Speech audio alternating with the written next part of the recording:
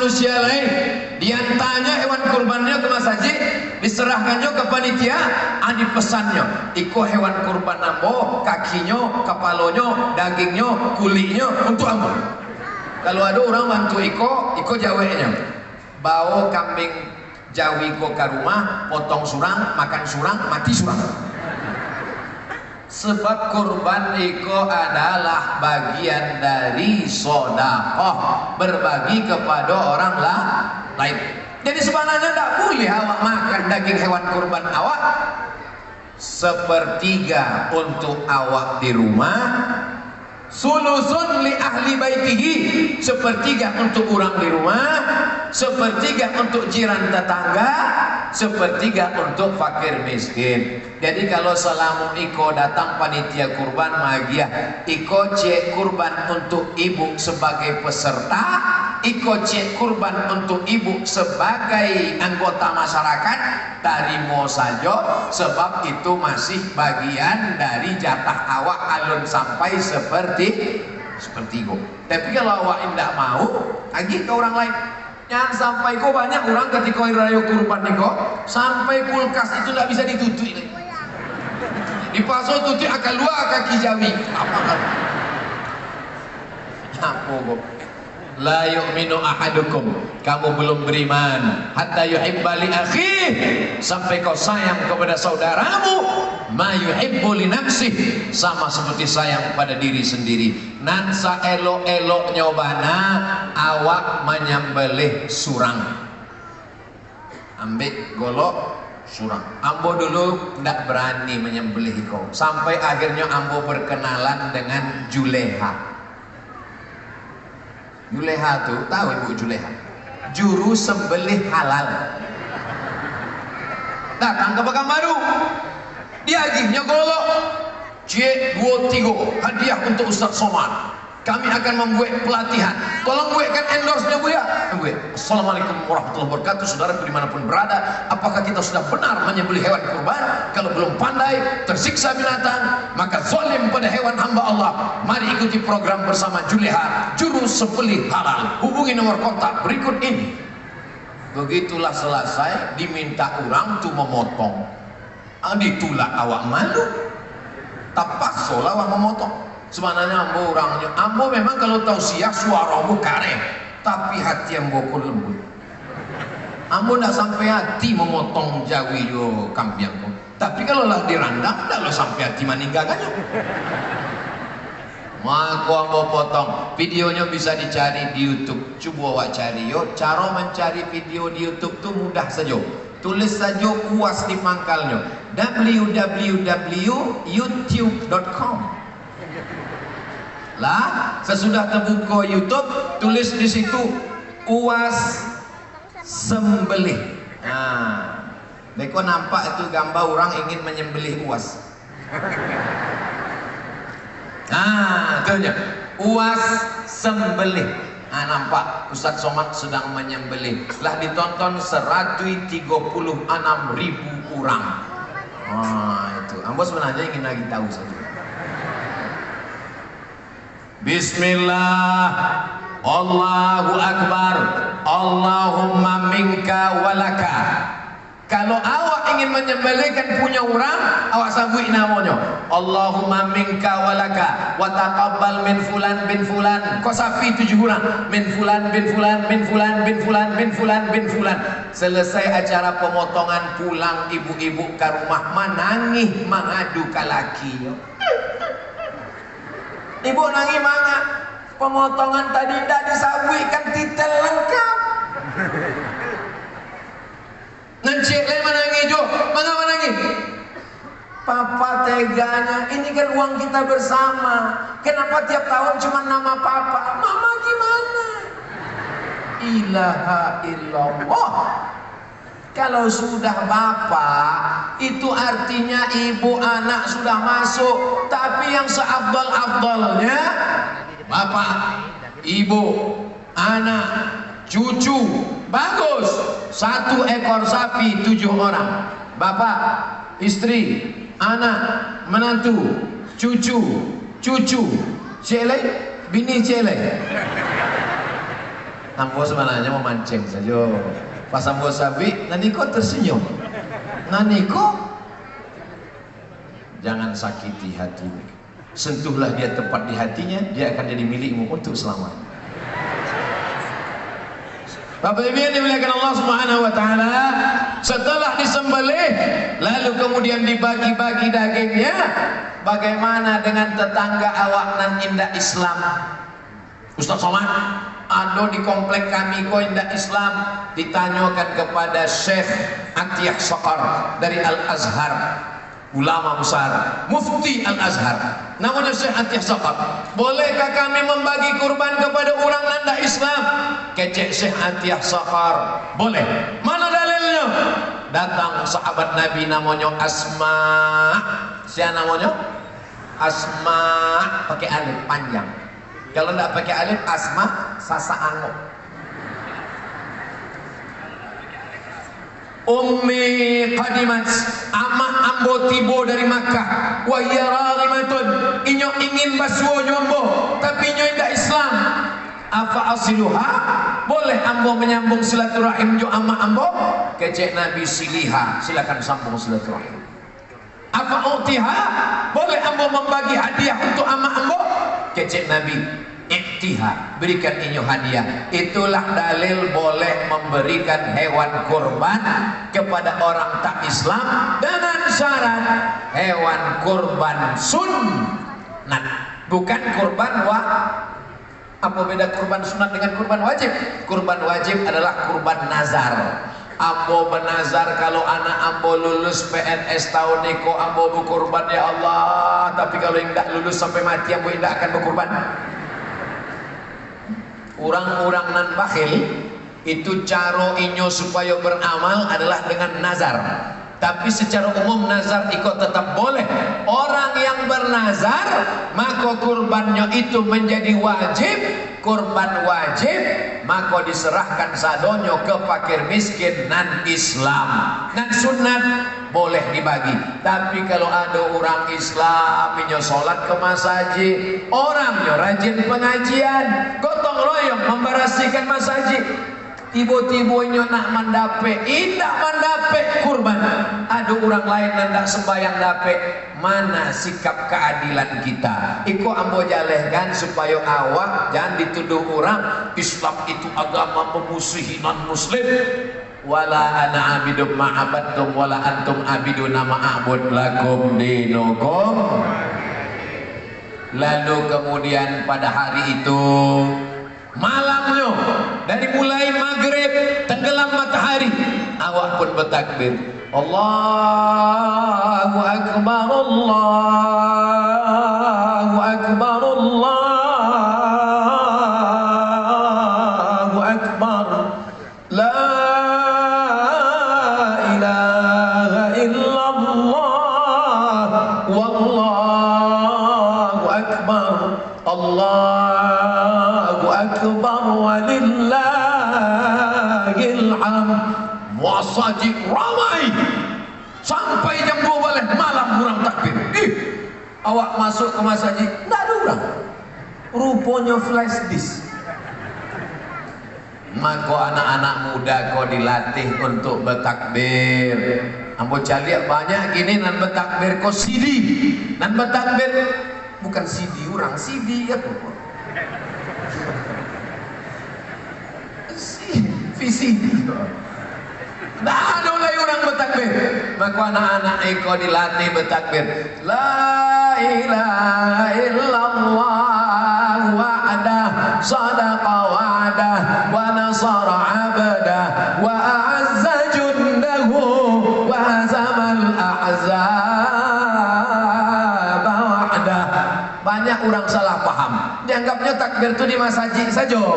Ibu di rumah sedang memasak randang pun la ilaha illallah wallahu akbar Allahu akbar manil garamnya rasoyo yang sampai orang nak makan. Nah Lalu kemudian daging ini pun dibagi-bagi kepada masyarakat. Jangan lupa, iko daging ko pemiliknya ada 3. Ada orang nan berkorban, ada tetangga jiran, ada fakir miskin. Jangan dimakan sebelum dibagi, khawatir awak memakan harato orang menjadi darah daging haram hukumnya. Oh, jadi pagi itu acara kami makan.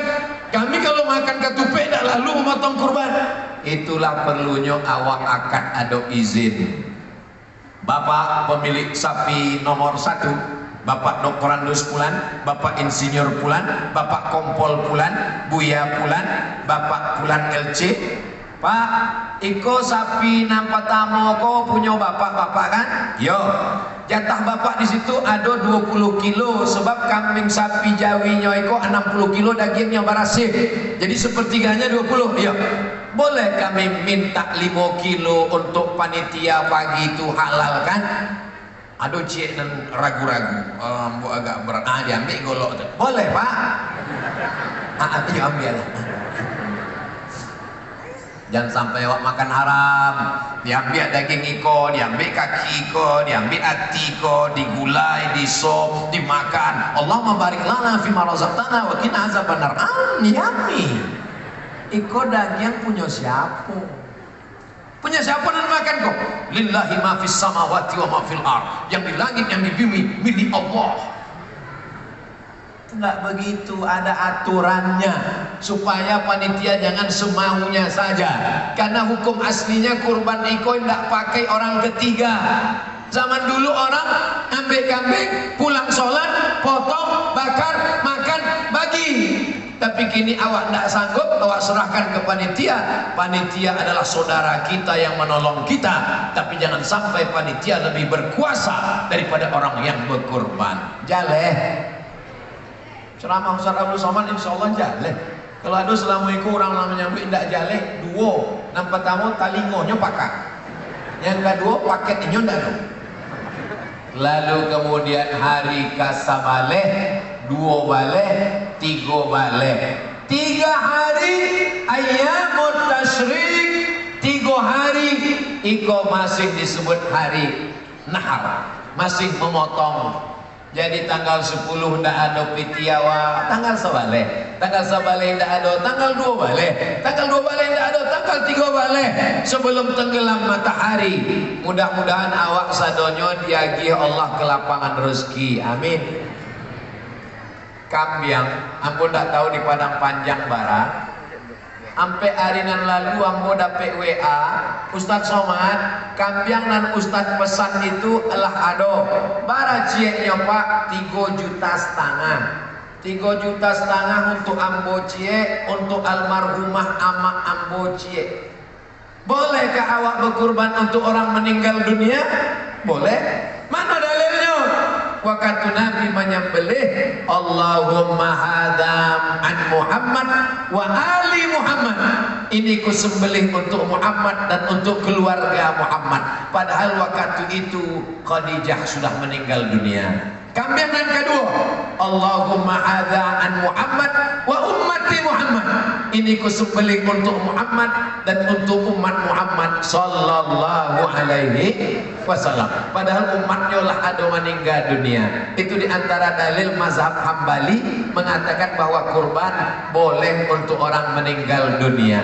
Jadi bapak ibu yang mau berkurban silakan untuk almarhum ayahnya, almarhumah amaknya, almarhum anaknya. Di Padang Panjang kuranglah banyak berkurban, kirimkan ke desa terpencil, kirimkan ke kampung halaman dan jauh. Kami tidak percaya jo panitia kau ya. Ustadz sendiri ada menyalurkan ke desa-desa terpencil, ada di mak infonya. Kalau bertanya kamu di mak infonya ketahuan, berarti belum follow IG ambo. Ketiklah di Instagram tuh Ustaz Abdul Somad official. Lah kami ketik banyak banget IG Ustaz Abdul Somad. Cari nama no followernya 6-7 juta. Itulah ya. Sombongnya Ustaz Iko. Iko untuk magi tahu ke anak-anak muda kenapa kalian tidak aktif di media sosial untuk menyebarkan dakwah-dakwah kebaikan? Hari ini orang ramai sebagian informasinya melalui medsos. Mudah-mudahan medsos kita sehat insyaallah. Amin. Patang Idul Fitri, habis sholat Idul Fitri, zuhur tuh masih ada masjid yang bertakbir. Allahu Akbar, Allahu Akbar, Allahu Akbar. Padahal Idul Fitri takbirnya lah selesai ketika khatib naik mimbar. Habis tak boleh takbir. Beda sama Idul Adha. Idul Adha 10 sabaleh, 2 baleh, 3 baleh sampai menjelang tenggelam matahari 3 baleh masih bertakbir. Boleh sampaikan, tapi namanya manusia lupa. Bapak Ibu yang dimuliakan Allah Subhanahu wa taala, lalu kemudian untuk apa awak berkurban?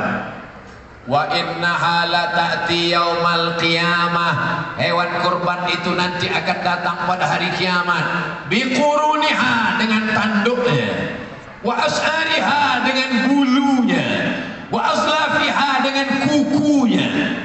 Tanduk, bulu, kuku datang pada hari kiamat bersaksi bahwa si fulan sudah berkurban, si fulan sudah berkurban, si fulan sudah berkurban.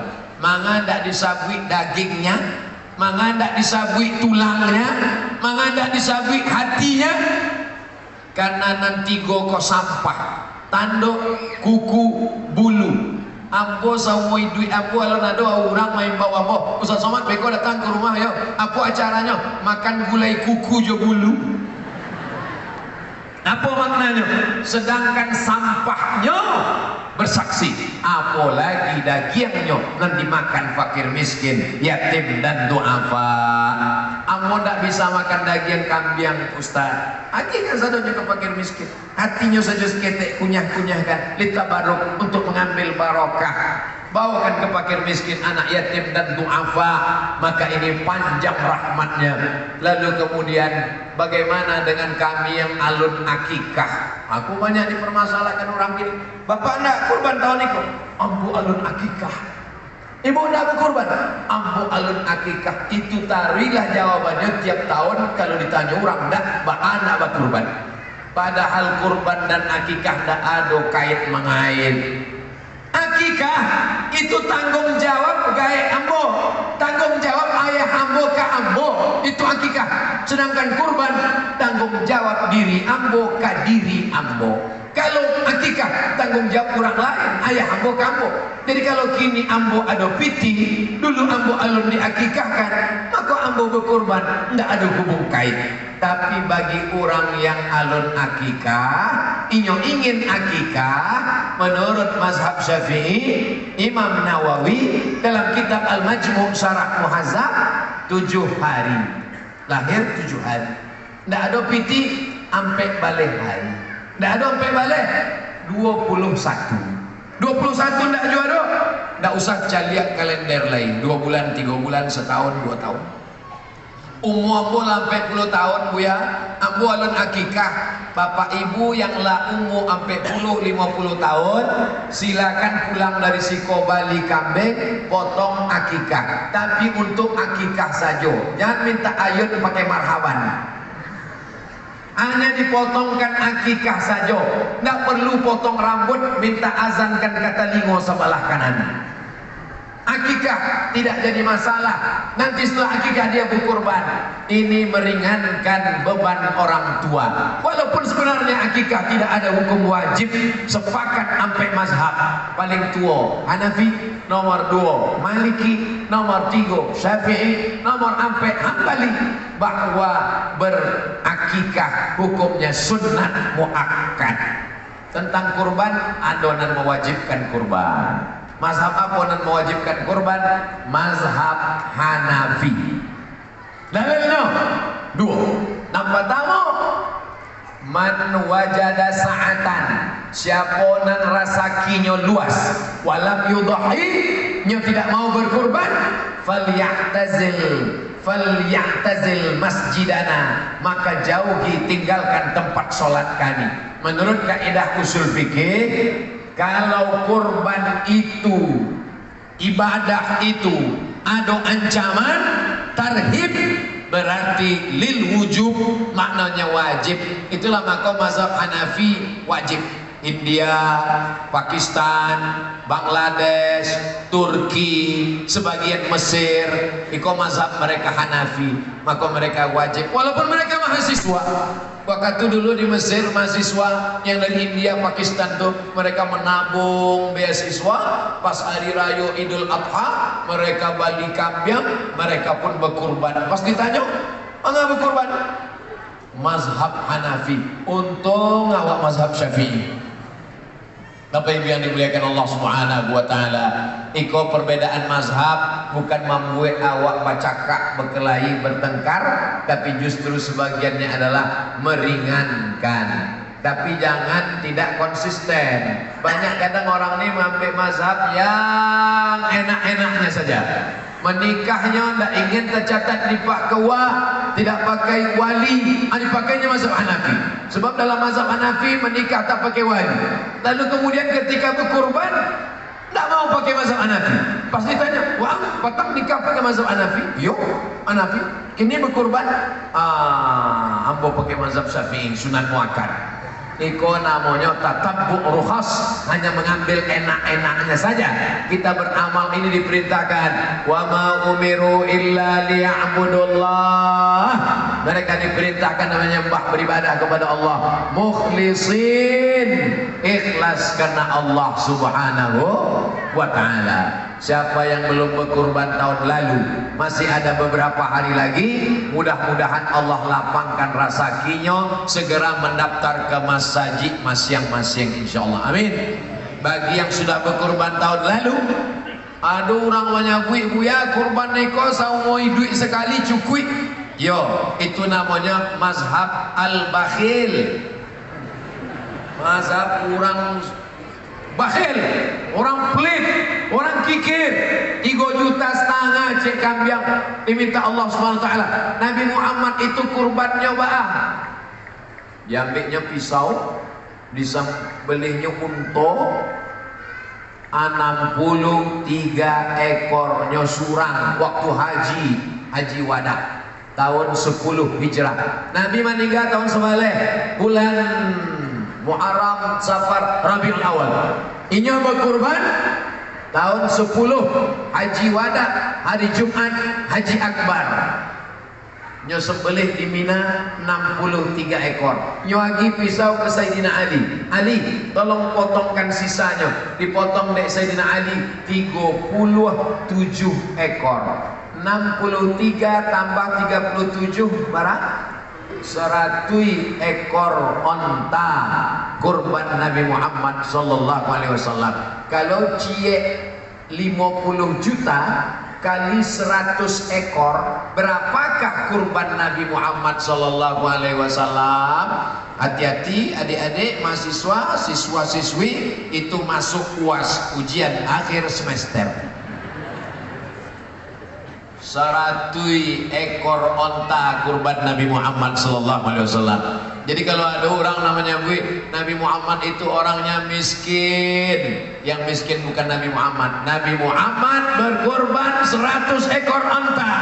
Sedangkan umat Nabi Muhammad 1 ekor jawi dikeroyok batu juah, jawinya kurui kanyang. Waktu rapat dengan panitia kurban, banyak lo komplain. Apa yang kita lakukan? Ketika ada pejabat motong kurban sapi limosin diimpor dari Australia, kuapu, gadang, besar, barek, maka berita viral kama-kama ini berkurban. Padahal Nabi Muhammad SAW 100 ekor onta. Kalau kau kaya bukan dengan rumahmu yang besar, kalau kau kaya bukan dengan mobilmu yang mewah, kalau kau kaya tunjukkan kurbanmu 100 ekor. Allahu Akbar. Mudah-mudahan anak-anak muda wa eko akan adonan berkurban 100 ekor insyaallah. Ambon 100 ekor, tapi ekornya saja 100 ekor itu bukan ikut saja, itu namanya sub ekor. satu utuh dari kepala sampai ekor dibagikan kepada fakir miskin. Inilah ibadah. Ini membuktikan bahwa orang Islam itu mesti mapan secara ekonomi, karena kalau tidak cukup ekonominya dia tidak akan mungkin bisa berkurban. Dan orang yang kaya tidak hanya memikirkan lehernya, ada kenikmatan makan daging, makan randang, makan sate, gulai kambyang, sop, jadi sapi sadonyo, meniti air liu awak. Maka ketika ini lewat di leher kita enak, kita juga ingin makanan ini lewat di tenggorokan saudara-saudara kita. La yu'minu ahadukum, kamu tidak beriman hatta yuhibba li akhihi, sampai kau sayang kepada saudaramu ma yuhibbu li nafsihi, sama seperti sayang kepada diri sendiri. Itu bekal awak untuk menghadapi 8 hari tambah 9 tambah 10, sabalik, 2 balik, 3 balik. Adapun perbedaan antara Muhammadiyah dengan Majelis Ulama Indonesia, Nahdlatul Ulama, Perti, sesungguhnya tidak ada perbedaan, karena Muhammadiyah dan NU dan Perti sama-sama Idul Adha tanggal 10 Zulhijjah. Betul tak? Sama-sama tanggal 10 Zulhijjah. Nan berbeda, nan iko mencari tanggal 1 Zulhijjahnya pakai hisab, nan iko mencari 1 Zulhijjahnya pakai ru'yah. Terjadi perbedaan. Yang satu mengatakan hari Sabtu, yang satu mengatakan hari Ahad, tapi kedua-duanya sama-sama 10 Zulhijjah. Berpeganglah dengan pegangan masing-masing. Kalau Muhammadiyah ikut fatwa Muhammadiyah, kalau yang bukan Muhammadiyah ikut Majelis Ulama, beramal masing-masing. Kalau berbeda agama saja kita bisa menghormati perbedaan. Kenapa kita kiblatnya sama, Allahnya sama, nabinya sama? Kullu mujtahid musib. Setiap orang yang berijtihad, kalau dia sampai level ijtihad, maka ijtihadnya benar. In asaba, al-hakim idza jtahada fa asaba. Kalau ijtihadnya benar, dapat 1, dapat 2 pahala. Wa in akhta'a, kalau dia salah, tetap dapat 1 pahala. Mudah-mudahan awak selalu ikhlas beramal insyaallah. Amin ya rabbal. Pemerintah kita menetapkan hari raya Idul Adha tanggal 10, sementara Arab Saudi menetapkan Idul Adha tanggal 9. Kapan kita melaksanakan puasa Arafah? Kapan sebaiknya kita melaksanakan hari raya Idul Adha? Bagi yang Muhammadiyah ikut majelis tarjih melaksanakan puasa Arafah tanggal 9 hari Jumat, berarti hari rayanya hari Sabtu. Bagi yang ikut ru'yah, maka dia puasa Arafahnya hari Sabtu, hari rayanya hari Ahad. Namanya puasa Arafah. Hari Sabtu kan orang tidak adolai di Arafah.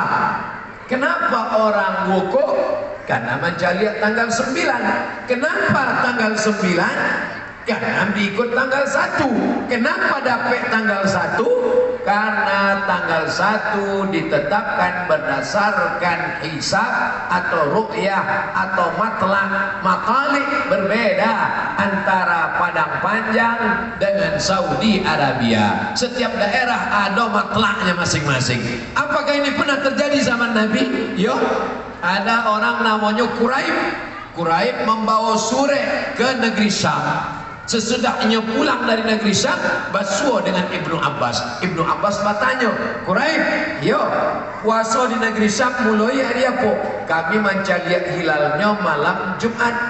Di Madinah malam Sabtu. Sedangkan antara negeri Syam dengan Madinah saja berbeda, padahal jaraknya 1500 km. Apalagi antara Bukit Tinggi dengan kota Makkah Al-Mukarramah yang jaraknya 9000 km, tentu ada saja perbedaan. Yang ambo bahas bukan masalah Saudi Arabia dengan Padang Panjang. Yang ambo bahas adalah kalau pakai ru'yah ikut ru'yah, kalau pakai hisab ikut hisab, karena keduanya adalah ijtihad. Kullu mujtahid musib. Mudah-mudahan di masa akan datang bisa dimusyawarahkan sehingga umat ini hari raya dalam satu hari yang sama. Andai berbeda, ini bukan yang pertama. Sebelum-belumnya kita juga bisa menghormati perbedaan.